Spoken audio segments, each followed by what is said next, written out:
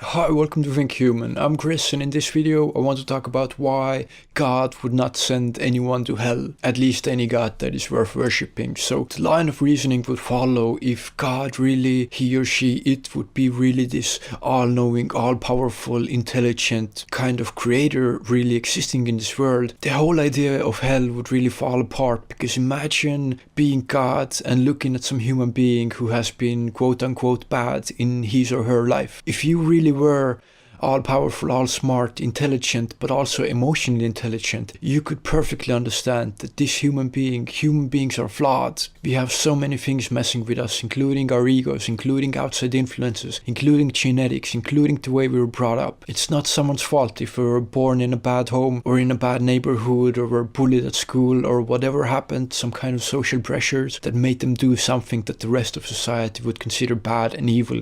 You, as all-knowing, powerful entity that would have compassion and empathy definitely more than any other human being, would be capable of understanding that us as human beings truly are flawed, and it's really none of our fault for doing anything that would be considered evil. Why would you want to punish anyone for an eternity just because they had a bad childhood and that led them to grow up an asshole?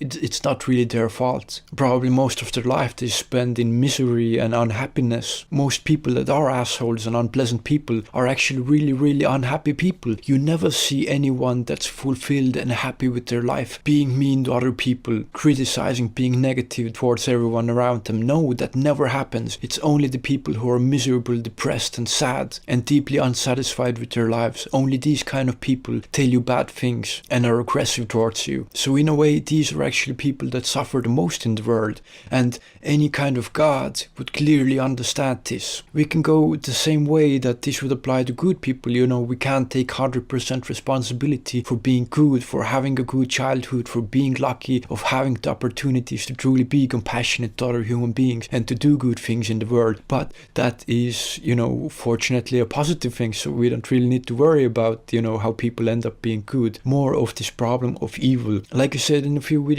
before, what's the difference between a serial killer having a brain tumor that's making him do some kind of bad, aggressive things versus something that's not so clear, cut out black and white, like having this kind of messed up life that leads them up to a point where they want to do violent actions. It's not really their fault. So I would basically say that any God that's worth any kind of admiration or praying to or anything like that would understand human beings deeply enough that any point in having revenge or being angry at human beings for essentially just being human beings, all that would fall away. You would understand these creations of human beings as essentially trying to do the best they can. Every single human being is doing the best they can at one single thing that's most important to all of us, and this one most important thing is being happy. People disagree on how to get it or how to achieve it or how to do it, but at the bottom of it all, one way or another, everything we do leads to this common thing that we all wish and desire,